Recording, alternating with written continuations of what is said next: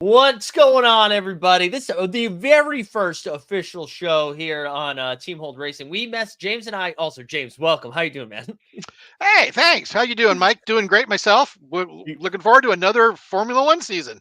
Yeah, for those checking us out for the first time, we did a handful of these the last 2 seasons. I think we would sporadically do it on our main channel, but decided we should spin it off so it doesn't get lost in all of the NBA stuff that we're doing over on our Team Hold channel. So, and I'll admit, in true classic casual American form, Drive to Survive got me jacked up for it again. It sucked me in that I was paying attention to practices. Even normally, like when I was in real sicko mode, I'd watch qualifiers, but I wouldn't pay attention to practice. I even paid attention to practice this week, James. I think they may have timed it just to get you drawn in, Mike. You and 100 million other across the world that are Formula One fans. Like we were talking about earlier, we're not as America isn't as into Formula One as it is in Europe and across South America and Asia. But we still are watching because we've got 12 other things. Like you've got Celtics, I've got baseball. Yeah. We just finished the Super Bowl. We have so many other things as Americans, and then plus we have outdoor stuff in California because we still have, we have 4 seasons, but it's still not that bad in the winter. You guys are, cooped up back there Yeah. or watching it. It was funny because I used to I used to work with someone who was a big NASCAR fan, but she lived in New England and just outside of Boston. And she would not from Memorial Day to Labor Day, couldn't talk to her about the racing. They were out every weekend. They were out at the lake or doing something because your summer's so short back there. Yeah, well, but before then and after then, she watched every race every Sunday, and we would chat about it on Monday. But during the summer, it's like, nope, don't bother me. I'm not watching NASCAR during the summer. Well, no more casual energy from me now. We're locked in. Right. We're watching qualifiers. We're listening to podcasts. And we're ready to go. So, where do you want to start with things, James? Want to do like a catch up before let's catch up on what happened between Abu Dhabi last year and again Max won. So what do you know? Max world champion, not surprising, third world championship. Evil. But generally the off season is time for the teams to regroup, take some downtime, got to rebuild a car, build a new car, get that released. That's what their energy is focused on. New sponsors, new designs. Some teams rename themselves. But you generally don't see this type of movement that we've had. Generally, it's the driver market was going to be very active this year because of the fact I think we had 13 or 14 drivers that were technically going to be out of contract by the end of 24.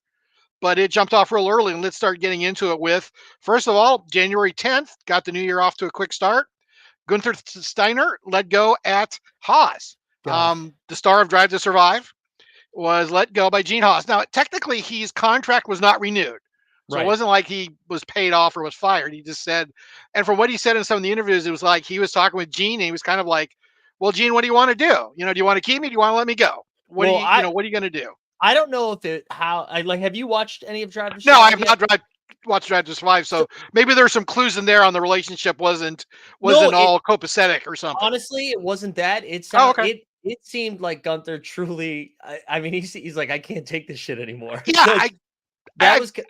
Yeah, and it was almost like he was rushing to get on the phone with Gene after every race. Almost like it did feel like part of it was like, I'm not going to break up with you. Will you break up with me, please? Like, just get me out of here. I will say, not to jump ahead to qualifying, but there was part of me today that got a little nervous because Nico finished in Q3, right? He finished top 10. And I was like, man, are we going to learn that Gunther was holding Haas back? Well, there's an interesting comment I was going to say a little bit later from Peter Windsor, who's an F1 pundit who's been with teams and has been marketing heads of teams, Williams being one of them for years. He was in the car when the famous owner Frank Williams rolled over and was paralyzed. He was one of the 4 guys in the car that pulled him out after his car accident. I think it was in 86 or 88. I don't remember when it was. And he said that he thought the environment, he doesn't seem to be a fan of Steiner's, and basically said the environment is much calmer now at Haas without Gunther being there. And I could certainly see that point, as fired up and as energetic as Gunther could be. And I'm sure that the language that he used that got bleeped from all of these shows and the warnings that Sky would have to give Gunther were on live television, you can't say that he would constantly have to say.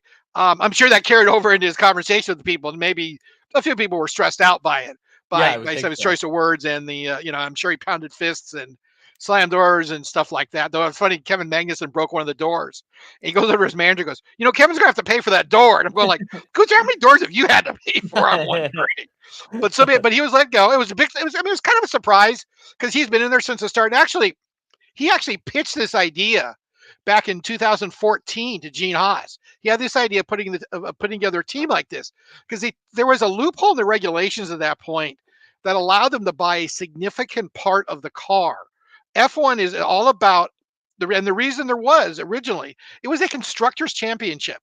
There for many years was not a driver's champion. It was a constructors championship. Right. It was about the best abilities of engineers in mostly Europe and England to build the best race car in the world, the fastest race car in the world within certain parameters, with certain engine specifications and rules and things like that.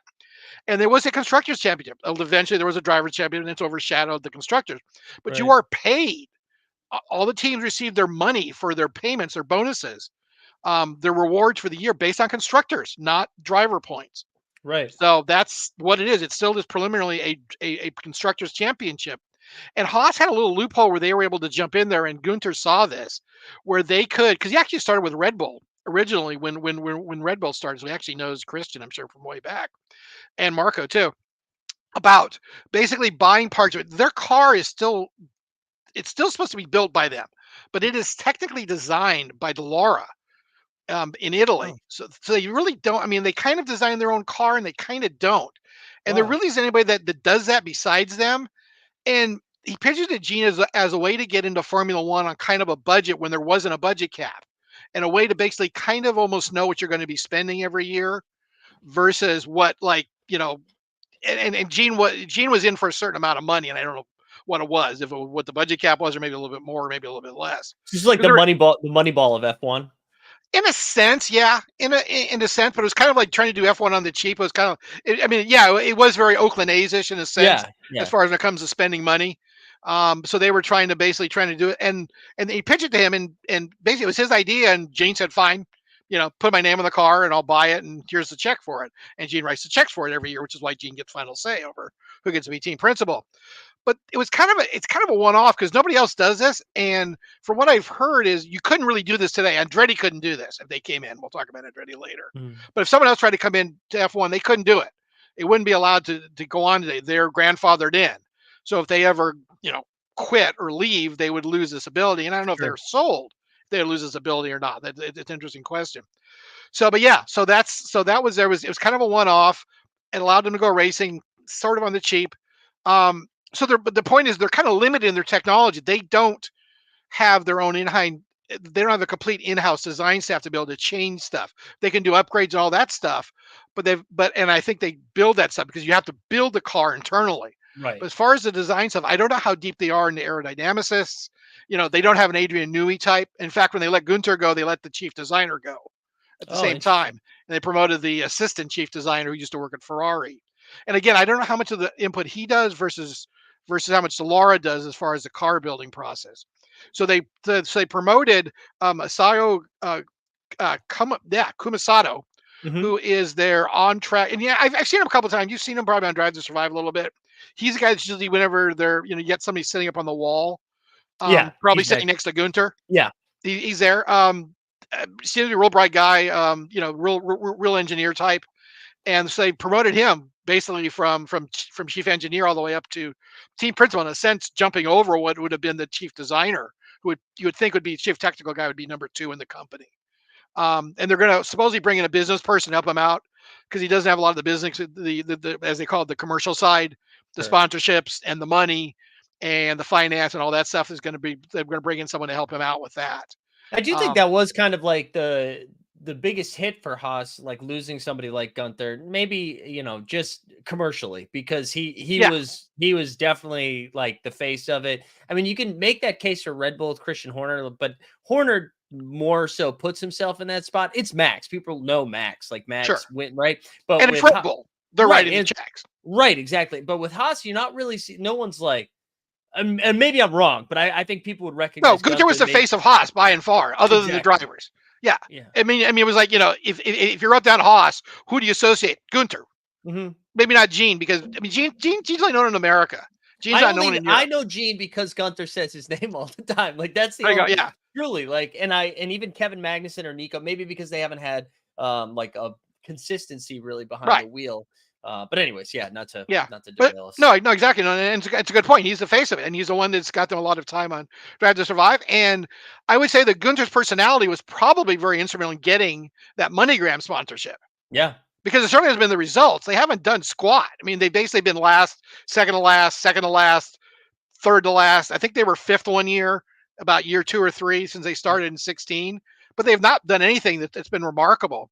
And I think it's been kind of this limitation of combination of they're doing it on the inexpensive bit and they've got their card third partied, but they Right. build it themselves and they kind of design some of it. And then they take what components they're allowed to buy from Ferrari because they do the Ferrari engines. And they're always kind of looked at as a Ferrari B team, but but there are limitations on how much of a B team you can be. Ferrari seems to have a lot of input into their drivers as far as if they want to put people in there. Because remember they had they had Mick in there they had Mick in there who Mm-hmm. came out of the Ferrari Academy program. But then when he didn't cut it, they cut him loose. There's a question that maybe next year an up and coming guy in the Ferrari Academy, Oliver Berman, may wind Okay. up in one of the other Haas seats because again that Ferrari connection. Yeah. And they're also, I mean, they have a small design staff that is co-located in Maranello with the Ferrari team to basically help them Okay. do design work. So they really are tied to Ferrari in a lot of ways, and it's ways to save money for them to run it. What this really means in the long term, I don't know. We'll have to see how he does. Um, you know, their big problem. The reason why the engineering part is important is the big problem last year was like we saw today. They were able to qualify a car in the top 10, but will that car stay in the top 10 at the end of the race? And that's been their Right. problem. Right. Track performance, race performance has been horrible for them. They've been horrible in tire management, and they just keep falling back very quickly. So they got a fast car in qualifying, but they can't make it run 60 laps. And we'll see if they've done something this year or they're on a path to doing something that will basically fix that problem. I'll be curious too. And again, I mean, this is like real, like reactionary theater because it just happened a couple of hours ago. But it did seem like there were some step backs from, or I shouldn't even say step backs. It seems like everything's a little bit closer, from like spots 4 or maybe not 4, 5 to No, 5 you're to the right. back of the grid. All the way through It's the grid. pretty In fact, I tight. marked it down. They were in Q1. First to not qualifying was a little over 7/10 of a second. Yeah. And you'll tend to see this as regulations stay static. Basically, there's very few areas where you can really kind of, shall we say, go outside the box. And Right. literally because there's boxes they draw on the technical regulations say, okay, you have to build everything within this box, Right. literally. And you basically see everybody's stuff now. They really limited the amount of ability to hide stuff. The screens and stuff, you can't go there. So someone gets a nice, cool pic of it. One of the big photographers, you can get a nice big blow up of that and put it up on your wall and say, okay, guys, we want to do that. Yeah. That wins. We want to do something that looks like that, or figure out why that works and let's make our version of why it works, or improve on that version of Right. what it does, type of Right. stuff. And you'll see this in regulations. You really start condensing field down because there's limited room to basically get quicker and quicker. And everybody starts catching up, even if you don't have the money. You can just go look at, okay, well, we didn't figure that out because we don't have the smartest guy and the most money in the wind tunnel time. But I can look at that and say, okay, that worked. Let's see what we can do to basically duplicate that type of Yeah, stuff. somebody that looks pretty good today that they were going to compete. We can go to Lando, right? So Lando and McLaren, and I know you have marked down Yeah, that he agreed to a multi-year yeah. contract. I mean, not a big thing other than it was interesting because for all the other news that's going to break after this and the fact there's so many guys out of contract and there have been rumors that Max and Lando are buddies, even though the Right, whole broken trophy thing last year, right, they were kind of spoofing that thing a bit. But I mean, Max has said that he'd love to have Lando as a teammate, and whether that'd be the best move for Lando or not is a good question. But he re-upped with McLaren. He's from everyone says he's happy at McLaren. He fits in well there. I think Zach is kind of in a sense maybe a mentor to him. that's what I was reading, that the relationship of Yeah. between him and Zach had a lot to do with it. And I would guess like the clock starts now. Like they Well, if yeah. I mean, you can be loyal for so long. I mean, right. we're going to talk about one that's been loyal for a long time, and at some point, if you're not giving me the car to win, he still hasn't won. This is And his 6th season, and it's going to be very interesting this year. Piastri's not a rookie anymore. They paid a lot of money to get rid of Daniel right. last year to bring him in, and he is looking like a possibly an equal or maybe even better than Lando. He certainly had better results quicker than Lando has, I think. I wonder too if the timing, like, because they finished pretty strong right down the stretch. McLaren, Yes, very much. They were the top point scorer in the second half outside of Red Bull. So I wonder too if the timing of that being like, hey, you know us, we've got a good relationship. We finished pretty strong. We're moving the right direction. Yeah, right. It seems to have a pretty good relationship with Piastri so far. I mean, it's probably easy to be close with the rookie who hasn't proven himself yet versus when he starts. If he starts beating you every week, you may not have that relationship anymore. Right.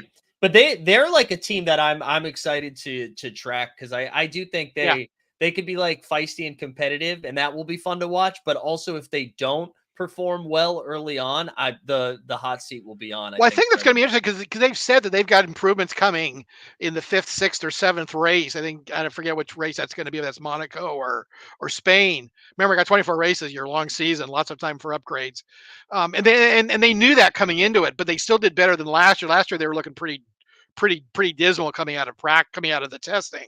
Right. So they obviously are a leg up from where they started last year, and they're building on the success because they really did bring the parts and the upgrades in the second half of the season to really make that car quick. Problem is, so is everybody else. Everybody's getting condensed, and it's going to be a question. It's like, do they have a winning car? And that car could be like some of these other cars are going to be that probably aren't Red Bull.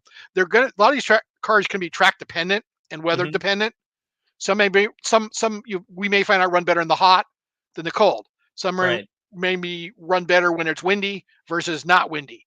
Some may run better on twisty turny tracks. Some may run better on the faster tracks. Right. Williams is always a car that seems to run better on quick tracks like Monza, and trying to think of where some of the other faster tracks. Maybe Kazakhstan. Maybe not Kazakhstan, it's got the long straight, but faster tracks is where Silverstone are tracks where they tend to run better. Maybe even Brazil. So the cars tend to have that track. Red Bull just seems to be strong everywhere. So I have to say with McLaren, that turned out to be the case too. But I just thought it was interesting that he would re-up like that without really testing the market as far as anybody really knows. And then the bombshell drops February 1st, which is interesting because in England, that is the closing of the transfer window in the Premier League. And they were all, just like you guys do for trade deadline in the NBA. Everyone's sitting there waiting for that deadline, all the trades that get spun off at the last minute. This thing pops up. It's like, wait a minute, we're all focused over here on this story, and you got, the biggest name, Lewis Hamilton moves to Ferrari, the biggest name in Formula One. It was so surprising. I thought the timing was weird too, but even just because he had just re-upped with Mercedes like 5 months ago, right? And I put pen to paper. And it must have just been like what Mercedes finished in second too, right? In the constructors, right? Because it went Red Bull, I believe Mercedes, they had Ferrari out. Yeah. Because it came down to that last race and Russell got put in. I wonder, something must have happened with Lewis got to look at the car and he was like, oh, cool. This is like year 3 now of this garbage. And he was just like, F this, I'm out. Because that really, and again, this is just from reading and seeing Drive and Survive, but it really did seem like that was where a lot of the frustration was, where it was like, listen, I'm one of the best drivers in the history of this sport. I told you for a full calendar year, this car was trash. Nobody listened to me. And now I got to do it again. And that was why it looked like he might not re-up with them period last year. So for him to re-up and then 5 months later, like you said, well, he re-upped and it made it sound like he was going to be good through 25. But what wasn't disclosed was he had outs in that contract that he could basically add either of the 2 extension years beyond 24. He could get out, and obviously he has. He did. now these things don't happen overnight. So I'm not sure that he looked at the car and said, okay, by the way, he changed management too. His agent, he changed his management right around 19 or 20. Okay. 2019, 2020, he changed his management. And the people that he kind of threw out, he kind of brought back. So I don't know if they weren't happy, was happy with them or what. Because remember also the big change last year, he dumped his trainer, Angela, the blonde, the petite blonde woman that was always carried his stuff. She'd been his trainer for, I don't know, 8 or 10 years, and he changed trainers last year. So he's kind of at a change point. So it's really not surprising to see him leave Mercedes when he's at this much of a change point. But this had to be going on for a couple of months. I mean, I would say maybe at least the start of the year, if not maybe in December. And but again, which would be even shorter time frame of when he put pen to paper, picked up and said, "Hey, I want out of here." It's like, wow, why don't you just say, "Look, I want a 1-year contract and I'm going somewhere else, Toto." I Why he do did want that is like, wow. Yeah, and I wonder, like, how far conversations got with Ferrari the first time around too, like, Yeah. because I know there was rumors of it the whole Well, time, so, yeah, like because there's a great picture from last year of him walking out. I think it was in Austria, of the Ferrari motorhome, shaking hands with the Ferrari with Fred Vasseur. And Right, people are going, "Oh, what was that set off a couple of hours of speculation about right. Lewis to Ferrari, Lewis to Ferrari," and then nothing happened and it died down. Everyone joked about it and it went away. But if you remember that actually happened. Now whether that was anything of what this was, unlikely. Don't think so. But there's an interesting point. He goes back. He drove for Fred Vasseur when he was coming up in the F2 ranks. So he Oh, knows okay. Vasseur longer than he's known Toto, longer than or about as long as he's had known Ron Dennis, who brought him into Interesting. Formula One in McLaren when Ron Dennis ran McLaren. Mm, And so I mean, he has longer ties to him than he does to Toto. So there's great pictures of him winning the F2 title and Fred patting him on the back because Fred ran an F2 team before yeah, he moved up into F1 with Sauber and now Ferrari. So they go way back. It goes back to his very, very earliest days in high level racing. yeah, So he's got that connection. So maybe he feels comfortable going back there. But yeah, it's what's he really trading for what? I mean, it's like, okay, he's got a Mercedes that's got problems. But remember, they had that big meeting on a Monday last year after like the second or third race when it went bad, because it right. went really bad. And they basically had an all-nighter, I remember, where they were just, and from what I understand, it was a real yelling match, and Lewis was mad, and Toto wasn't happy. If you remember shortly thereafter, Mike Allison, who was um, the guy that designed the 13 to 14, he was a zero pod guy. He's the guy Okay. that had the zero pod concept. He was out. They swapped him 2 years ago. James Allison had been the designer for almost a whole stint of all the successes, and they put him and they bumped him in the management because the guy wanted. He'd spent 7 years working, probably 100 hours a week. Mhm. He was getting in his late 40s, wanted to spend more time with his family, and they bumped him up to chief technical officer and kind of gave him a management role to oversee everything. And he worked on some other project for one of the others for might start working on the sailing project that Enos has for America's Cup. And then Allison came in, and then Mike came in and took over the design, the chief design role, and he came with a zero side pod, and we know what happened with those. Right. Didn't work out so well. So they basically reflipped the roles last year, and actually, Mike walked out of Mercedes at the end of on November 1st, or retired from Right. there, which is kind of like, you've done So your share, you kind of screwed this up. If you want to go find another job, go ahead, but you yeah, can retire, type of yeah. thing. So they brought the guy back, and it seems like so far, and we'll get to testing, that it's starting to look better. But like I said, maybe Lewis just didn't have faith that the changes were gonna be it. He Yeah. said before, I mean, he drives a lot of Ferrari road cars. Right.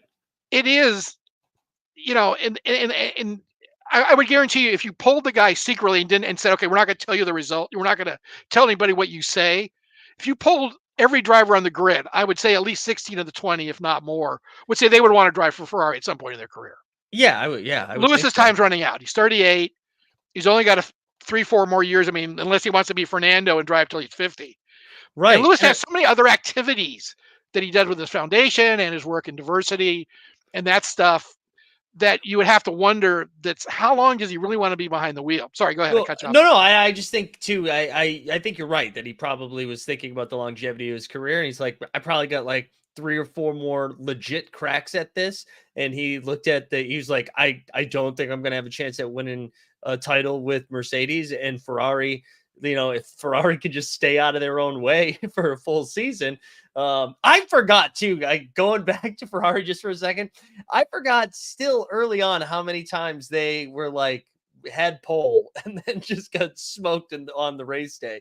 So like clearly Ferrari is close, even though Mercedes did beat them in point scoring. I don't think anybody left last season being like, oh, Mercedes has a clear advantage over Ferrari heading into the next year. No, Um, no, no, So not at all. And just like I talked about earlier with Haas, Ferrari, same, like you said, Ferrari, same problem. mhm. Fast car qualifying day, not a car that was, they weren't falling back as far as Haas, but they were still falling back third, fourth, fifth, Right. sometimes second if the engine didn't blow up, or they didn't try to change tires while he was passing somebody or It's something. also it's just a reminder just how like ruthless it is too. Because I mean, like Sainz definitely had some missteps last season, and but to just go from number 2 in Ferrari, like in top 10, just like constantly accruing points for your team to just be like, see you later, dude. We're getting Lewis, and I mean it's Lewis Hamilton. You're gonna do it, Yeah, but just absolutely. I wild. mean, I think Sainz will land on his feet somewhere. Yeah, There's lots of rumors he'll wind up at Audi, which is right. Sauber that's being bought out by Audi. There's been also lots of rumors that Audi, they had some changes in Audi corporate management. That Hmm. the guy that was the big Formula One guy got booted out as the head of the company, and the guy that's come in is more of a financial cost cutting guy and doesn't necessarily see that he wants to spend that kind of money. But just yesterday or within the last 48 hours, they've committed to re-upping. I Oh mean that wow. yeah, they've committed they are going to be buying Sauber. In fact, they were going to buy 70% of Sauber total. They've been buying it in chunks. I think they bought some on like the first of 23. They bought some this year. They're going to buy more next year. Then the last chunk was going to be the first of 26. That would be their 70% stake they were going to take. But now they've committed to buying 100% stake. They could buy somewhere between 70 and 100, I believe. Wow. And they've stepped up and said, yes, we are buying and we will buy 100%, and we'll be completely controlled by 2026 when the new regulations come in. So they have recommitted themselves because there've been a lot of questions and they've been kind of silent. Like I said, the management's changing. So they're Yeah. still in it. And there's a lot of words because Sainz's dad, by the way, won the Dakar Rally at 60 years old or 61, Whoa. which is phenomenal. He won edition. It's the toughest rally race. It's 17 days across That, the now it's the Saudi desert. They run across the Great Saudi Desert. wow. That's And it's crazy. just incredibly tough race to win. People die in this thing. Almost every year, at least somebody dies or a spectator dies. Yeah. It used to be called the Paris Dakar Rally because literally it used to go from Paris at the Eiffel Tower to Dakar in Africa. Right. Wow. I think Wow. it's in Senegal, if I'm not mistaken. I don't Yeah. remember. Yep. That's right. Um, yeah, okay. Don't know my African. I just there was a one of those Grand Tour. If you follow those guys, they just did one on Amazon TV last week where they were kind of mimicking part of the old Paris Dakar Rally Oh wow. in cars that they'd made up. Good watch if anybody's interested on Amazon TV. It's the Jeremy Clarkson and the old Top Gear guys that went to Amazon in Oh right. Right. 2016. But yeah, Well. so so the bottom line of that, long story short, is that he's probably going to wind up at Audi in that project. Now, the question is going to be is, he's almost 30 now. He's been in Formula One about 7 or 8 years. They're not going to be, they're not going to win title year one. They're not going to win title year two. How long is he going to want to stick around there? And is Audi really going to be able to come up with a championship winning car for him It, before it his window closes? it kind of reminds me of what happened or is happening to Botas too, where it's just kind of like you were battling for championships, for constructor titles, and like truly there were. I remember multiple races where he had to just play second fiddle so Lewis could get up there when he probably Sure. had a shot at winning. And now he's just kind of happy to be here, having a good time, right? Like I Yeah. don't know, maybe picking up some points here and there in the mix, but like we're not going to see him. We're not going to see him on a podium, I don't think, anytime soon. No, no, not at Sauber. No, he's got no chance. I mean, he really lucked into that Mercedes drive, and Yeah, I think he did a lot with that, and he basically showed that he was, I mean, let's put it this way, he's close. He was closer to Lewis than Sergio has been to Max in most cases. for sure, for So sure. he's really, I mean, he earned that. I mean, when he got the drive, he's earned it. He kept it for a long time, but it was time to bring in George. I think George is the next Lewis, or is Yeah, possibly the next Lewis, and we'll have to see. And that's a big question too: is who's going to fill that seat? right. Does Sainz wind up filling that seat next year before Sauber takes over in 26? Does he go Yeah. to Sauber a year early? Does he go somewhere else? There's a name and I put it down the sheet. Kimi Antonelli is the new hot prospect Hmm. who's a Mercedes driver in Formula 2. He's only 17. It would probably be very early to bring him in next year and put him in that Mercedes seat next year to fill in for Lewis. But it would not be probably too soon, provided he pans out and his talent is what it's shown to be, or what he's done. He continues on that progression up the ladder in F2 this year. It would not be surprised to wind up sitting in maybe Logan Sargent's seat in Williams next year.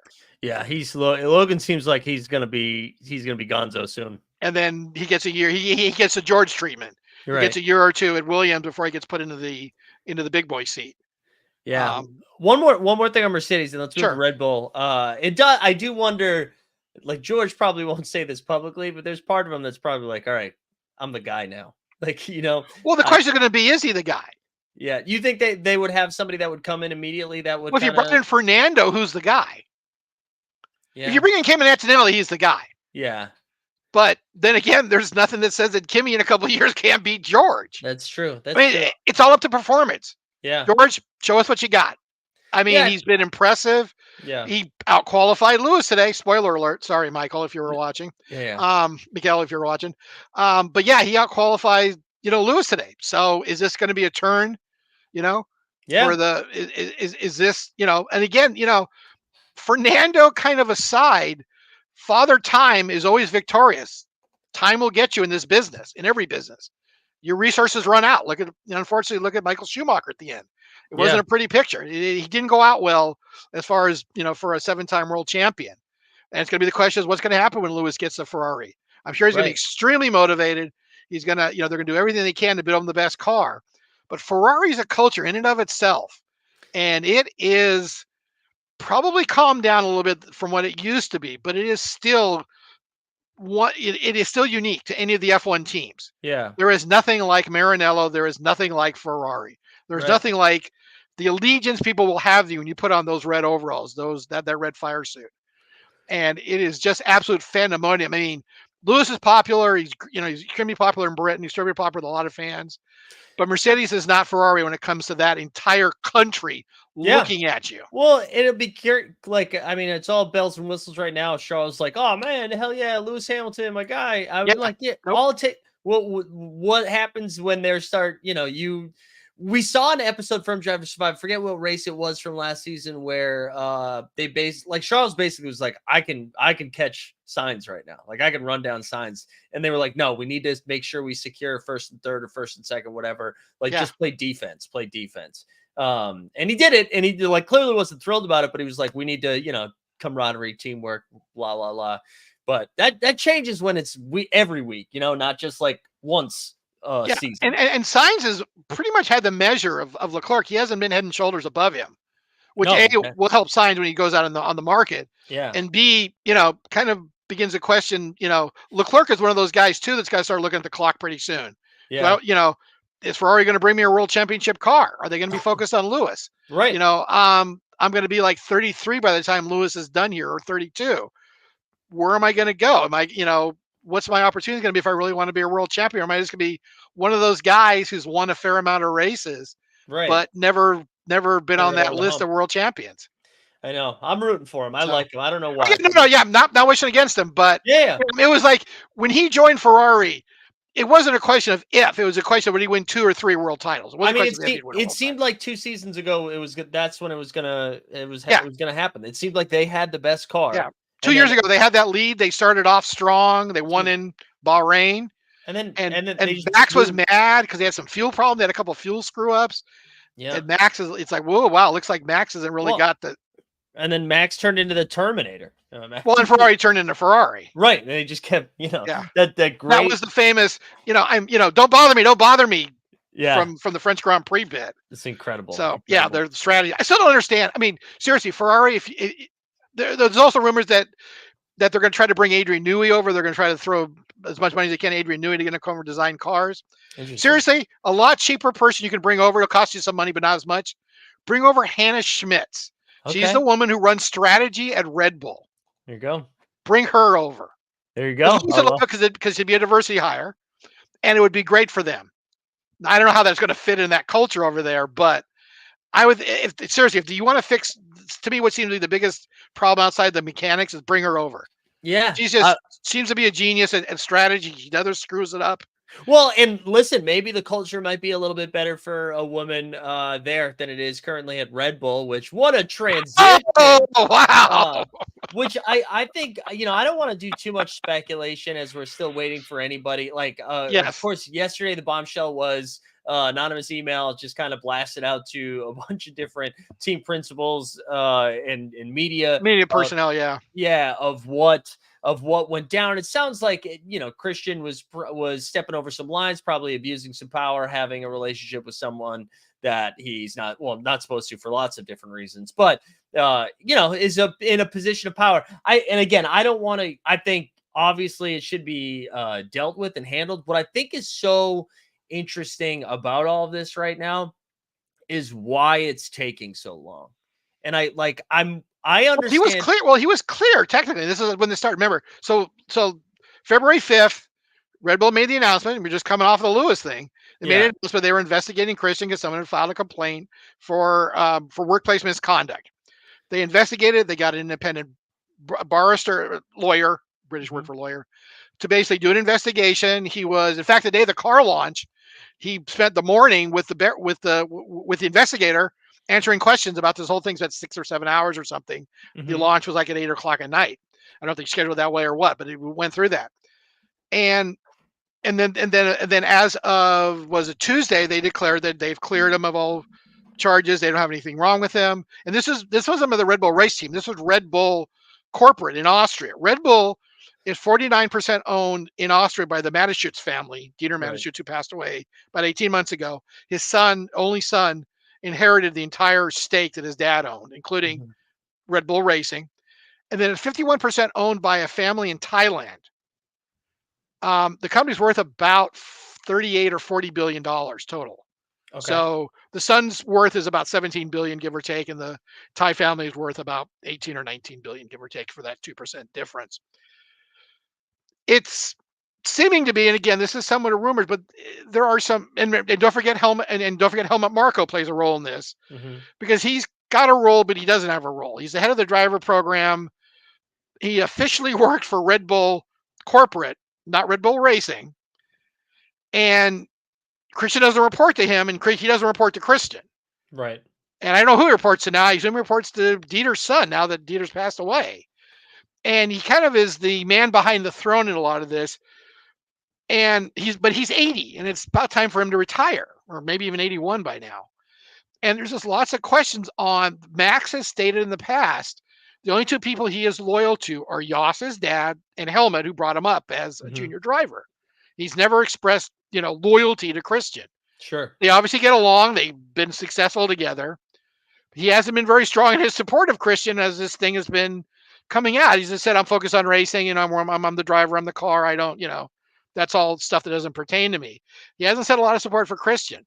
So there's a lot of politics going on in this, and a lot of Game of Thrones. I know you watched, I didn't watch a lot of it, but Secession. A lot of people are bringing up Secession, just backstabbing amongst all these kids and these interested parties to try to take over the CEO's role in this big media company. So, and obviously, because I think you did some shows on this. So it sounds like it's something similar to that, where it's just nothing but backstabbing, and they're just constantly trying to just knock somebody else down. But they're doing it very quietly behind the scenes. We're not seeing it in the public. Right. And that may very well be what it is. I mean, this is Christian's 20th year there, Red Bull's 20th year. Right. Yeah, I'll be fascinated to see how it plays out and how it is discussed over. It was really interesting because a lot of the F1 media were really, I wouldn't say they were just kind of more perplexed about it yesterday, because this isn't stuff they normally deal with. Right. They don't normally worry about sexting problems. That's not something that you normally do as you file your F1 report. Right. These guys are clean as a whistle for most part. I think Kimi Räikkönen might have been the last guy that really kind of had a scandalous, history with strip clubs and champagne and strippers and stuff like that. Yeah. Who knows? Maybe Max is just a party, is just a party dog and we don't know it.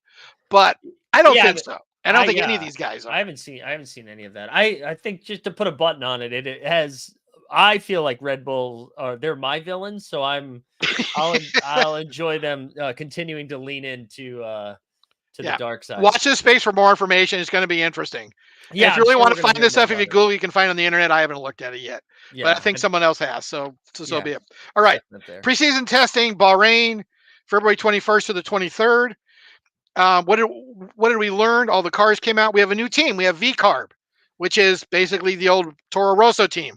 With your buddy Daniel and Mr. Sonoda, with Yuki. Yep.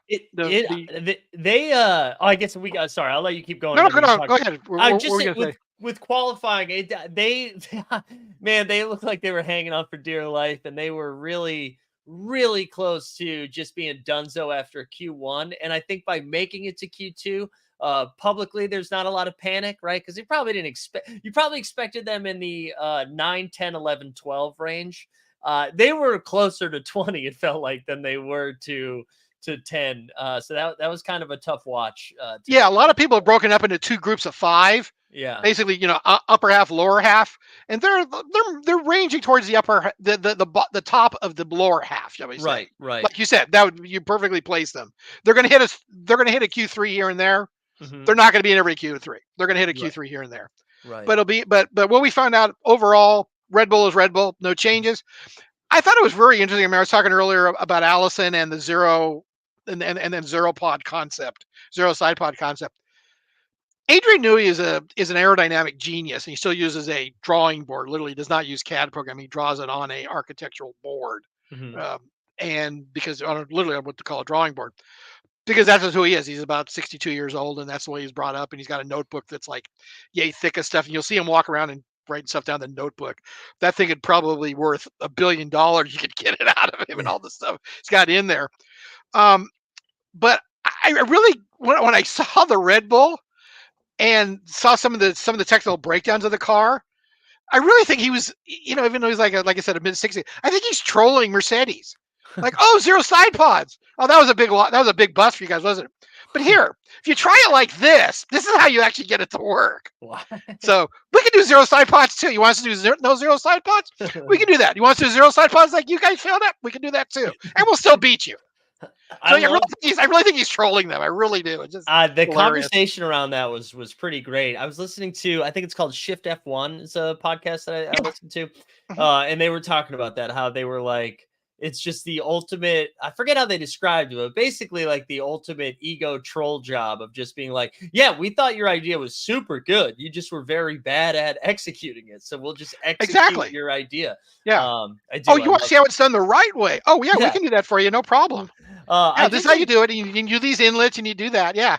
It did seem like both through qualifying and through testing that at least Red Bull might still win 20 of 22 races, right? But it did seem like Ferrari and Mercedes and Lando to a certain extent are going to be at least in there. I don't think it'll be like, oh, Max has got a 9-second lead again. It does not seem, again, based on qualifying and just the testing.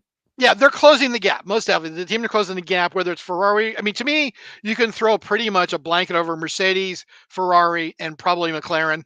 Mm-hmm. Those 3 teams. And then you've got Aston Martin, who's a solid 4th. And then you probably have, who'd be after that? Can we talk about the other end? Because I was sure. I know there was some rumor of it today, or leading into this week. I did not see Pierre Gasly and Esteban Ocon just getting smoked. I mean, there was no, and I thought Ocon's quotes during qualifying as he got eliminated in Q1 was just like, hey, long way to go, guy, or like long season to go. I trust us. I trust. And I was like, man, I feel like it's early for that speech. Well, I'm confident they will at some point be one of the most improved teams. That's because they're probably the worst team right now. Yeah. They really have gotten it wrong. They've not improved anything. They've probably gone backwards. If you remember, that was a team in turmoil as they basically threw out Otmar last year, and they threw out the other guy. I forget what his name is. He'd been in Formula One for like 35 years. Everybody loved the guy. He's been with a bunch of different teams, and he's just absolutely loved. And they threw him out as a commercial director too. Well, and it's pretty wild. The guy who steps in and just kind of almost like fires Otmar, and then it's just like, I'll do it. He's like the VP in charge of the program. He's stepping in. It's like, I don't think you know anything about this. But then they immediately the engine. Sorry, go ahead. Gasly podiumed, I think, immediately after that switch, which is they did, was wild, and then came back to earth. Yeah, exactly. And that often happens for some weird reason. Like teams, in the NBA go on five game winning streaks when they fire the coach. Right. For no good reason other than, the coach is gone. He's gone. Not the new guy's any good. Then they lose 12 in a row or something. Right. But no, they were looking bad. Gasly was looking pretty pretty dour. And again, James Allison was looking pretty happy after the testing. The Mercedes technical director, that they got the thing back on track as far as the right direction. They knew what they were doing, and both drivers said the car is much more stable this year. Yeah. It was, I think Lewis or Georgia said last year when you went into a corner, you weren't really sure which end was going to come out of the corner first. Yeah. And this year they're pretty confident that the front end is going to come out first rather than the back end. So they felt a lot. So, I think Lewis had felt a lot better about that. Because of that whole change coming up, that's really going to be weird when it gets in the second half of the season of that, whether that's going to be able to allow them to focus on it. Or that's going to be too much of a distraction. As they count the days down to Lewis's departure. But yeah, Red Bull, Mercedes, Ferrari. Red Bull, and then Mercedes, Ferrari, McLaren. And then in the back half, definitely not Haas last anymore. Lost second to last. Right. Stake probably going to be fighting. I think that Alpine will get it together and will bump their way up to be like seventh-ish by the end of this. Haas will probably fell back in the last. Stake may be right there with them. Williams will probably be solid mid-pack for that group, seventh-ish, eighth, maybe sixth, depending. Which is an improvement, because I think at least when I started following, Williams was historically always at the bottom, and now for them to at least be like Albon is competing, like he's yes, and he got it. He didn't get into Q3 this time, but he got into Q2. Yeah, and they will basically he'll get into he'll be like Haas. They'll get into Q3 a few times. He may get in a few more times than Haas does. The thing is, Sargent isn't getting anywhere, and his lifespan there may be limited unless he really starts showing something. Wasn't a great start today. No, it was not either. I think he's one of the few people also that had a problem in testing. He spun the car, so that wasn't good. But it's testing, doesn't really that matter that much.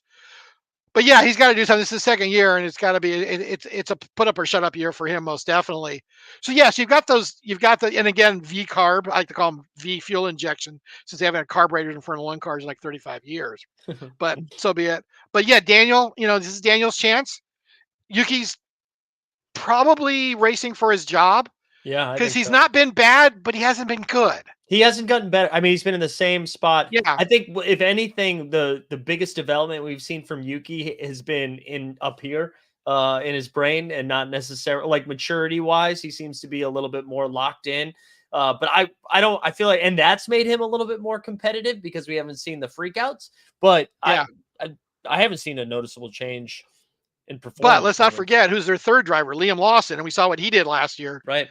And as much as I like Daniel, I still would question whether Lawson might have deserved Daniel's seat, as much as I love to see Daniel in the car. No, yeah, that he impressed really well. That seemed like a business decision more than anything else. Yes.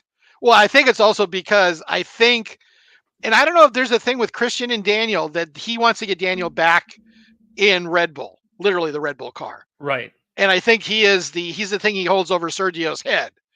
If Sergio doesn't perform, I've got Daniel here, and I'm going to go drop him in the seat. Well, and Daniel was pretty open about it, at least through the Drive to Survive series, where he was like, specifically said the goal is to get to that number 2 Red Bull seat. And Red Bull is known to do that mid-season, as they did last year, where they tossed Nick DeVries out of the car. Absolutely. So Sergio needs to get a good start. He qualified, mid-top pack today. But seriously, within 10 or 12 races, before the summer break, if Sergio isn't solid number 2, I think, in the drivers, or at least close to 3, maybe tied with somebody.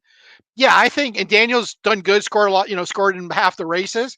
I think they just kick Sergio loose and they give and they give Daniel the seat, and they bring Lawson in to basically go take his seat. And that pretty much to get into qualifying a little bit too. Where did Perez end up finishing today? 6th, I think. 6th, okay. So I think it's 6th or 7th. Yeah. Hey, by the way, everyone, don't forget, and Mike, you can put a link in there for the Team Old Formula One Fantasy League on F1. Though unfortunately, because we're doing this on Friday and the race on Saturday, it's too late to get into this week's race. But we can start. You can get in for the rest of the season, or we can start next week. That's fine if you wanted to. No, we'll have it now. Sure. I'm just saying, like, we can. Yeah. But everyone get in there. You can join us, and you can make fools of us and see how we sit here on YouTube and talk about what we know, and you can prove that you know more about drivers than we do. No, for me, it's been I I've been like fully just vibes. I've been just what I'm rooting for, less I, about what I actually think. It was funny. One of my friends, I got this long streak of expletives from this morning. I was like, "What the hell happened?" He goes, "I fell asleep because of my team in before qualifying," and he was just furious because he almost won his league last year, and this year he missed the first one. He's furious That's about it. great. He's like, "I fell asleep with the tablet on my chest as I was watching or practice last night." That's great. So yeah, so be it. But yeah, everyone join up. Everyone, the more the merrier on that. Love to have your teams in there so we can all compete against each other. And again, it's kind of one of those things that really makes you interested in the season because you got your drivers and you're rooting. And even though Max is leading by 47 seconds, you still, the guys that come in, eighth, ninth, 10th to get points and stuff. Right. It's still really important in who you do your turbo boost and all that stuff. Yeah. So join in there, everyone. We appreciate it. But yeah, qualifying to kind of talk about this and we'll do some predictions. Qualifying in Q1 was Sainz, Stroll, Verstappen. Mm-hmm. Don't know what Stroll did. I didn't see a lot of it. I watched it kind of in the background while I was working. And that, he got up there, but certainly it didn't carry over. So I don't know if he just hit a hot lap at the end that really got him up there on a new set of tires. Right at the end. It was right at Yeah, the I end. think they went on a second set of reds, Yeah. which is interesting. Ferrari did that too. And I'm like, oh, geez, Ferrari strategy again. They're going to be short a set of reds in Q3, but they thought the track was going to ramp up, and it didn't. And halfway through the lap, now he's burned some of the rubber off of the new tires. They're not quite new, but they're semi-new. They pulled Leclerc in. So they didn't. Don't waste them. Yeah, but he still kind of burned some off them, but so be it. Alpine out, shocking. Stake out, shocking. And Logan Sargent out, unfortunately becoming too regular. Mm-hmm. Q2, Leclerc, Verstappen, Sainz. Again, these don't matter other than you have to be the top 15 in Q1, top 10 in Q2. Out, V-Carb, which is Daniel and Yuki. Stroll, so obviously his Q1 didn't pan out. Magnussen, who made it out of Q1. And Albon, I think it was 12th or 13th. Yeah. Not sure if this is the best track for Williams.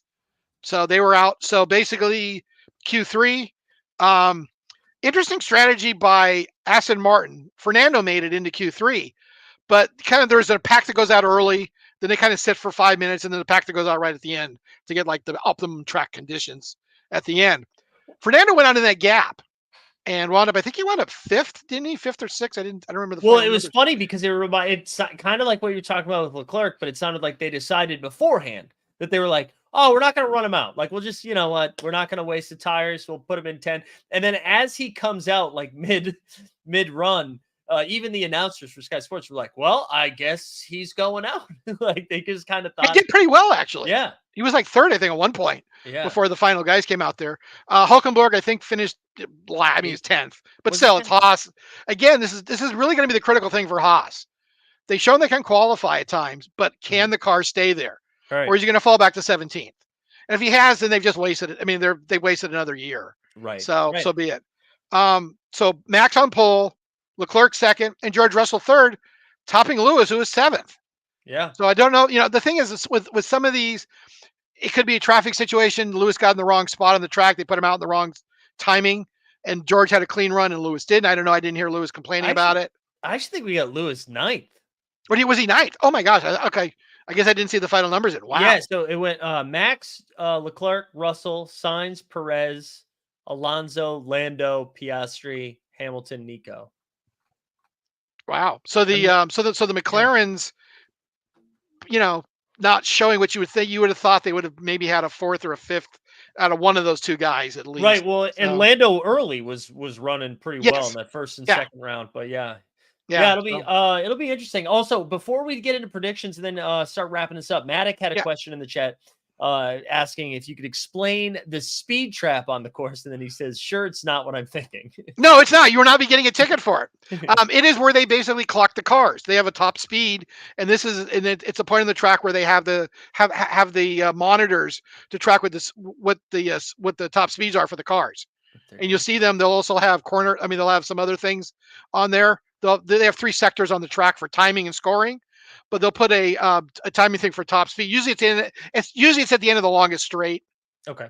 As long as it's something that doesn't require early braking or something, so they can basically just go full out and then just jump on the brakes, and everybody will be doing it at the same time. But don't forget, in some of those numbers, they will vary through qualifying and practice, because you can get drafts. In practice, they can use DRS. It may or may not be a DRS zone. It probably is if it's a long straight. Yeah. But yeah, that's what it is. It's basically where they should be the fastest, and you'll compare those. The teams will look at those numbers because you'll determine which cars are cleaner and slicker. I mean, they Mhm. have less drag on them, but drag can also be downforce. Downforce can equal drag. So the car will be cleaner. Williams last year, if I remember right, tended to be the car that led those numbers, but Interesting. they weren't the most stable car. They didn't have the most downforce. They were great at the fastest track like Monza.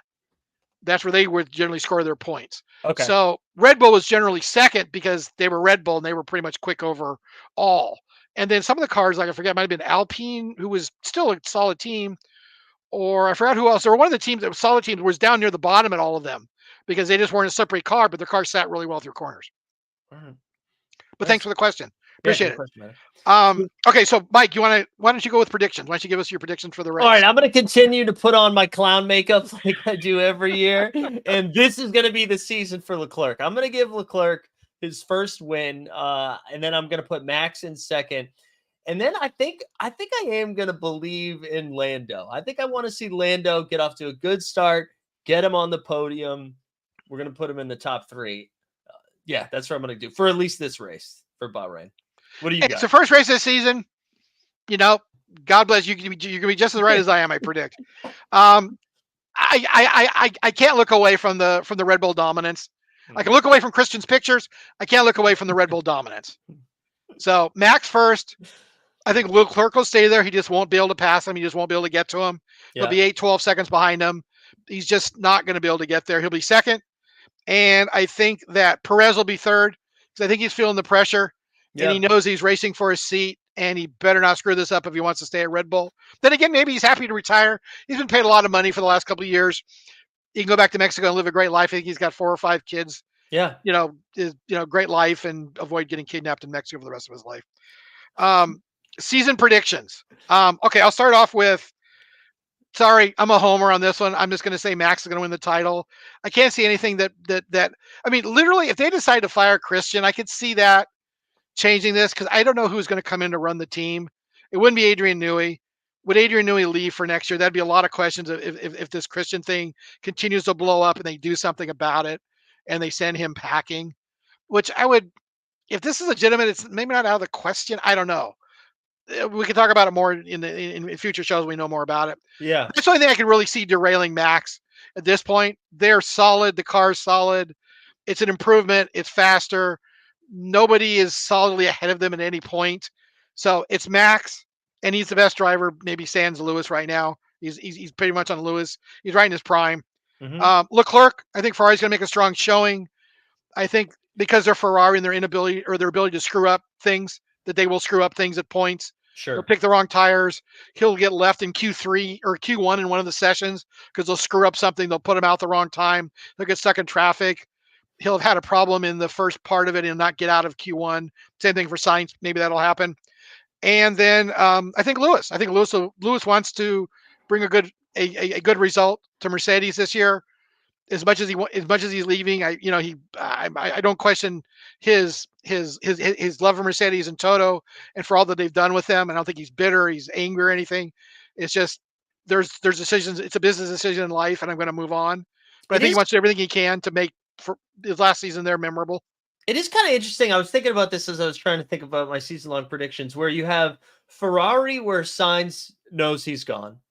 You've got Red Bull with the Horner situation, which really, like, depending on how it goes, like, that could really throw a wrench into stuff. It really could. And then you have Mercedes, where you laid that out perfectly, where maybe it's not bad blood or anything like that, but all it takes is George Russell to get off to a good start, and it's in Mercedes' best business interests to put more energy and effort into Russell than it is to Lewis. Absolutely. And then it's just the type of community vibe that builds in Mercedes. Like, it really is. It seems like this could, depending on how these races get off or how these teams get off to in starts, it really could shake up. I wouldn't be surprised if McLaren caught Mercedes because of chaos ensues or something like that. I mean, I guess I would be surprised. Yeah, I mean, short of Alpine winning the title, there's really lots of things I could see. Especially if you basically, if you go down the decision tree and say, okay, Christian Horner is removed in a horrible scandal like we're looking at, possibly. Right. Yeah, I can see that really shaking things up, and I can see, Lewis winning a title. I can see George winning a title. I can see Ferrari getting their act together and winning a title. Yeah. I think for like straight predictions, I'm gonna kind of follow suit. I think Red Bull still, they're just too good. They're so much better than everybody else right now. I'm gonna say Ferrari second, but then do one thing weird, I'll put McLaren third, just to be weird. And I do think if I was betting on it, I bet McLaren's probably fourth, but I do think they're going to be more competitive. I think that is kind of like we were saying earlier. I think the points are going to be closer than they have been the last couple of years. One thing to look at as the season progresses, real quick, to try to wrap this up, is remember, we have a cost cap here now. Mm-hmm. So the question is going to be is how much the team spend building this car versus how much can they spend to improve this car going forward. And I think that's what's going to make a lot of the difference in race 20, who's second, third, or fourth, or maybe first even. And then also a lot of people have said that this car, because next year will be the last year of the current regulations, and everything's focused on 26. Right. How much effort is going to be put in the 25 car versus just kind of building a small evolution car from the 24 car? Right. No, that it'll be fun to watch. Yeah, absolutely. Well, James, always appreciate doing this. So we're gonna do this every Friday. I think as we start to get our feet wet or under us, or whatever the saying would be, we're gonna try to get Mihal in here occasionally, and then I'm gonna venture out, grab some other guests as well. Sure. As we go throughout, and we'll. But I'm excited to do this. Excited to spin this channel up, and once Playback gets their act together for F1, we'll start doing some Playback streams. Yeah, absolutely. We got some coming up. We could probably do Miami in May. They don't have, because they went. Oh, they don't. Oh, yeah, because they have they have to get like the official rights and stuff, which they got with the NBA. They have a partnership with the NBA. I think they have with the PGA now too, but they haven't. They haven't figured it out with F1 yet. So we'll see. Hopefully soon. But yeah, we'll be back next Friday. There's a link in both in the show notes and in the chat to join the fantasy league. But enjoy our first race week here in Bahrain. Let's go. Lights out tomorrow, 7 o'clock or 7 o'clock Pacific, 10 o'clock Eastern, I believe. Dude, that's perfect. Beautiful. Right after I take the dog out. It'll be great. Yeah, that is early for you, but it's good for me. All right, for James, for myself, thank you for watching. Thanks, Mike.